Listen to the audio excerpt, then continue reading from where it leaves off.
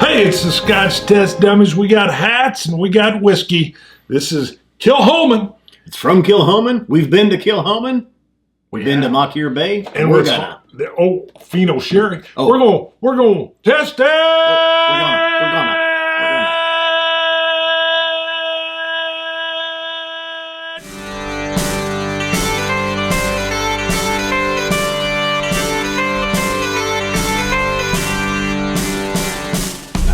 True idiot style in my head with it. Dummy style. Dwight Schrute. I just wanted to stay Schrute. Anybody that watches The Office, Dwight Schrute calls everybody idiot. It's always idiot. And when you went on with the chat, I want to say idiot style. And then I kind of locked. I was like, do I say that? Maybe not. Maybe not. It is a look. I got on the manga shirt. This is my rising sun, setting sun. Not sure what's going on here. I threw a hat at you. You put. I don't know if we want to open up a review though, saying idiot style. Idiot. Well, no, idiot. It's not Kilchoman. We love Kilchoman. Idiot. You're making fun of me. There's somebody watching it. When you go idiot, they're like, that guy with that retina burning shirt on is an idiot, and they're agreeing with you. Okay, you are more of a Pete head than I am. Thought you were going to say good luck. I cannot wait for my taste buds to return, though, to fully appreciate this one. I think this is a good one. I've sampled it, but I'm not getting all the notes. You've seen the disclaimer, long-term COVID effects here. We had to get together and start filming again. Yes. It had been There is a lot going on here. Yeah. I feel like I've even sampled it a few times pre-review because I feel like this one will evolve as the volume of the liquid drops. Now explain the Fino. How much do you know about I don't. Okay. Fino, that's us, it says Fino sherry. Is that a fine sherry? See, in American, that'd be a fine sherry. I know. I think that's what it is. In American, because we've heard of like Fino Barrique, right? I've heard of that before. I don't know. Yeah. Have you? Yes. And I believe it is the Fino. I got a little bit. Here's the beauty of anything peated. You get a little bit, well, it's probably anything whiskey, but you get a little bit on your hand, and it smells good. I can just smell it. I spilled a little bit in the pour, and I'm like, this is delicious. I do love. Okay, straight peated whiskeys, not really my forte. Some, I mean, there can be some good ones, but when you start doing a sherry maturation, a port, a Fino, sauternes, anything like that with peat, it really starts to get to where I'm like, yeah, baby. There's beautiful alchemy afoot. Now, another thing with Kilchoman, newer distiller, I think might be, well, that's one of the newer now on Isla. Well, yeah, there's more coming. A lot of their stuff originally coming out was 4 or 5 years old. I believe a lot of their releases are still kind of in that range. The first time I stood up and paid attention was we did a 16 peat bomb blind, and I was blown away that I'd picked Kilchoman blind. We had a it was in the top quarter cask. We had Kilchoman quarter cask strength. Yeah, I remember it was cask strength. Yes, and it just stood up and delivered. Do you still have that? It's in the other room, and I think I bought a new one as soon as it was gone. Yeah, I think you picked up. That was the one that you picked up a second before. As soon as you had it in the shootout, I think you. I was like, "Are you kidding me?" And it was a little bit. That one was like $110, $120 bottle, something like that. Worth it. I get roasted peanuts and a little bit of peat on the nose. See? Yeah. It's like roasted peanuts in the shell. When you get the shell at the ballpark is what it reminds me. Now, my taste buds and nose is they're really still kind of muted. You're doing good, though, because that's the first thing I got was roasted peanuts, and then I get a little bit of earthy earth, that damp, fresh turned earth, and then I get a little bit of clay, and I will sometimes get clay with peats, and I will often get clays with Kilchomans. So, and it is Kilchoman. Kilchoman. No, Kilchoman. Kilchoman. We did a quick stop there. Didn't we eat? Yeah, we stopped there and ate lunch. We ate lunch there. Mm-hmm. We just left Boonahaven. Mm-hmm. And went to Moncure Bay. That's right. Which Literally Moncure Bay. And Kilchoman has a release called Moncure. Probably because it's not too far from. That makes perfect sense. I could have stayed at Kilchoman longer. Maybe a sweet vanilla. Mm-hmm. That's there. This is one. Okay, well, I can't say it. With peats, I love nosing peats anyway. You get so much stuff on it. And then the complexity is brought up when you do these extra maturations that are going on, because I could just sit. This is the one where we'll have, my wife and I have a movie on, and she'll be like, you've been sniffing that for 15, 20 minutes and you haven't even taken a sip yet. And I'm like, this is one of those that I could do that with. God, that's good. Earth, clay, peanuts. Yeah, I get an earthy peat, slight, muted taste buds, but a slight earthiness, slight peat, nice sweetness really kind of kicking in there. Right now I'm not able to discern that sweetness or too much about it, but it's there. Oh my. Did we say is it 46%? Yeah. Wish that was a little bit higher. Hold on.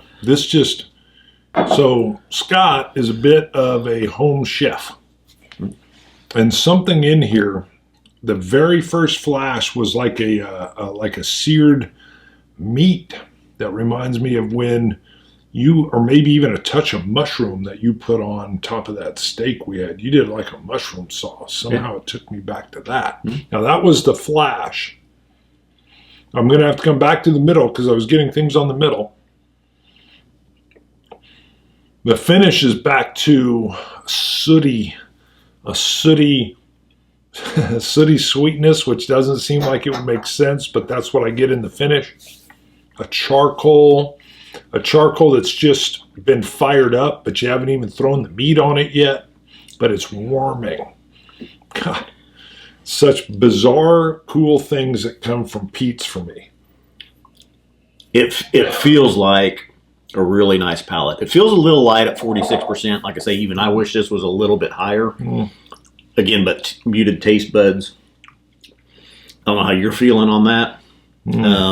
I'm getting a nice peat with it, flashes of it. I'm getting a nice sweetness. I can tell it's a wine cask kind of influence sweetness with it.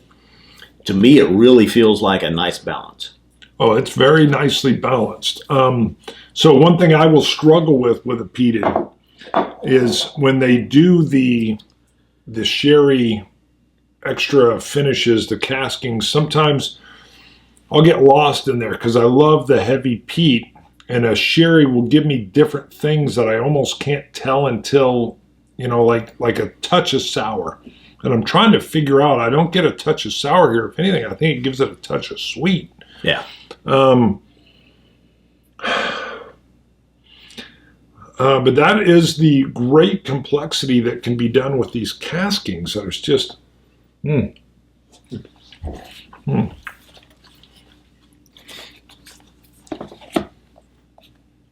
Yeah, the mid palate is where it stays sweet. Sorry, I had to get it because there's a lot going on here. The mid palate is where it's sweet, and then as soon as you swallow and the finish is coming through, the smoky ashiness rolls through. A little bit of a savory, like mushroom steak sauce still lingers. Gosh, that is just nice. I would agree with you. I don't mind it. You said 46? Mm-hmm. I don't mind it at 46 at all. I think it comes off very nicely done. It feels even almost a little bit sweet delicateness that's there, which I don't usually get with a peat. It's usually kind of like that peat clod hammering you in the face. That's not this.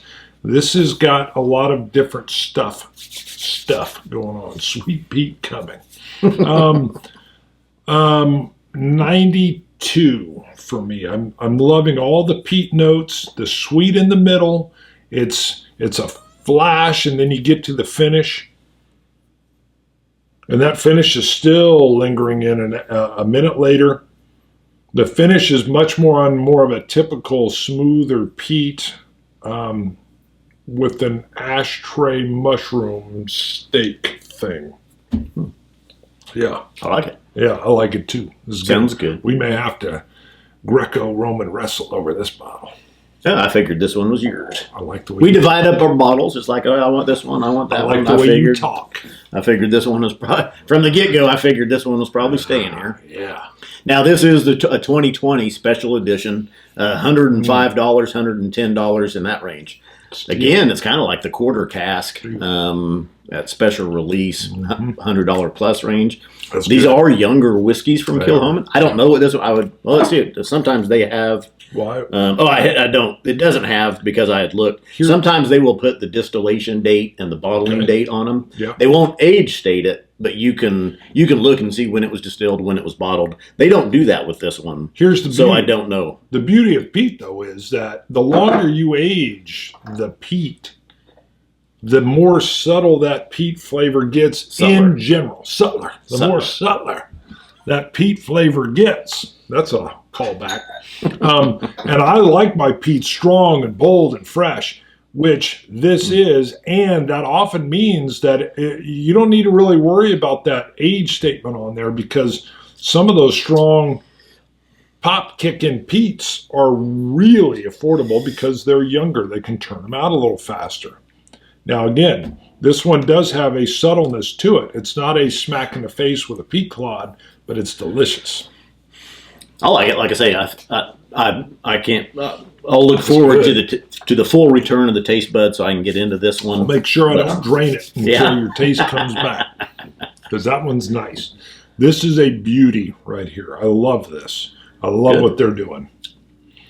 They're doing and again, stuff. Rainier at Auburn Spirits had emailed and said, "Hey, add this one in." Nice. Ran out east and picked it up. Good pickup. I knew that's Bart's forte.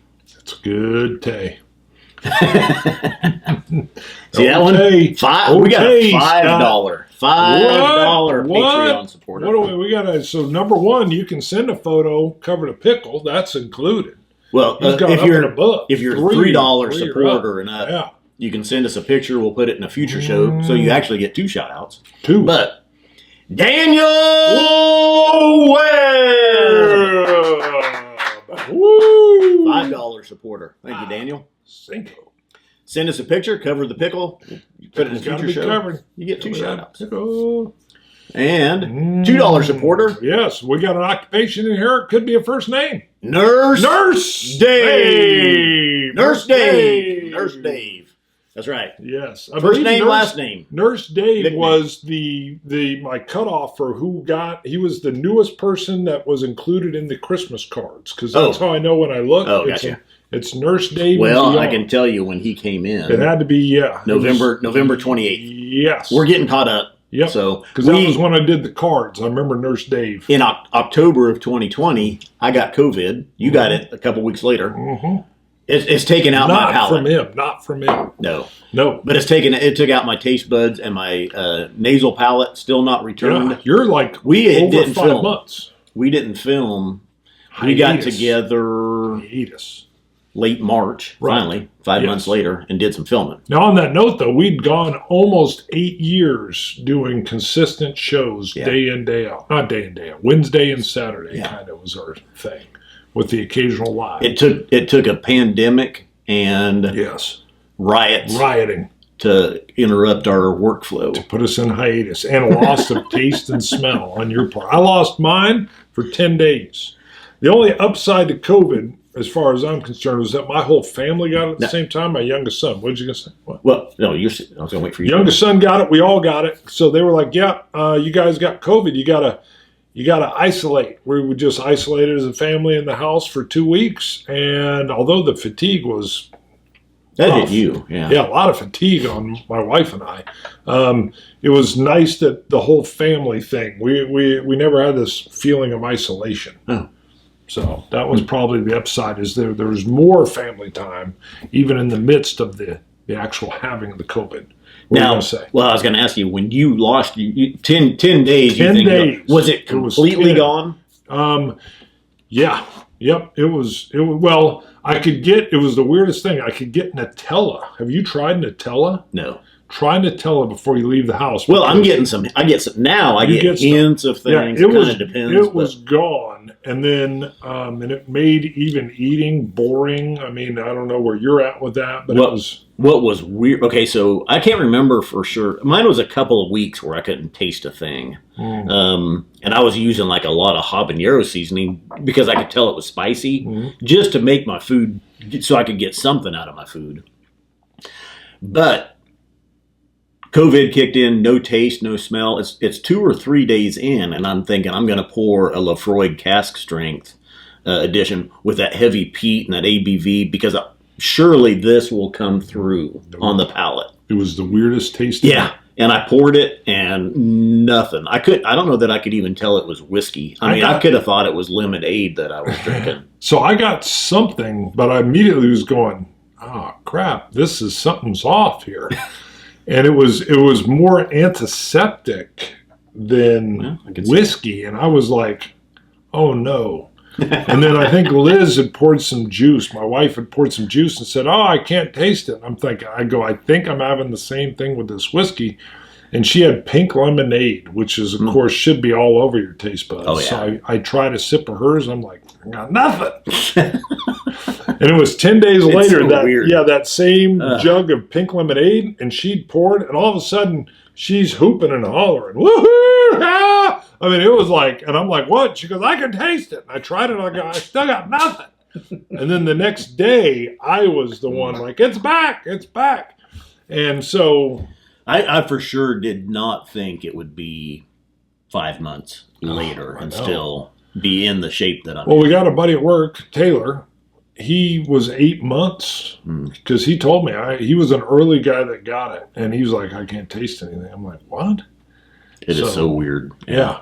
So I guess a gift inside of a bad thing was, again, who would have ever thought, what's it like if you can't taste and smell? I mean, I would have never even been like, okay, remove 2 senses. Yeah. Well, they were removed, and it was like, oh, man, it made the world less rich, and it makes whiskey reviewing impossible, almost, your shoulder through. But, yeah, it was bizarre. I thought, what kind of... Well, and then some people are like, well, you can't taste or smell. You're probably not eating as much. I still ate it. I mean, still had the hunger and the appetite. I just couldn't taste nothing. I still wanted to eat. I should have tried Brussels sprouts. I hate them. I should. Right, let's do a lot of asparagus. One more Patreon. We got into a little bit. We did. We off there. Little Brunchine Barker. Another $2 supporter. So we got to yell this one. You ready? French. Jean-Marc McLean. McLean. Jean-Marc McLean. It's like he's in. What is it? Nakatomi Towers? What's it called? Nakatomi Towers. I was close. I introduced my son to it. I'm slowly introducing him to all the 80s movies. He's like, that's good. He didn't buy the fact that the one German terrorist is hung by the chains and then comes back. Oh, yeah. I was like, yeah, that seems weird. It was the 80s. Yeah. You can survive anything. Go to ScotchTestDummies.com. You can check out our merchandise. You can buy a shirt. You can buy a coin. You can buy glasses. Yeah. We got burn things. You can burn a wood stave and get it with glass. We got burn stuff. Stuff. Scotch it, you Scotch gods. Let's launch it. Dummies.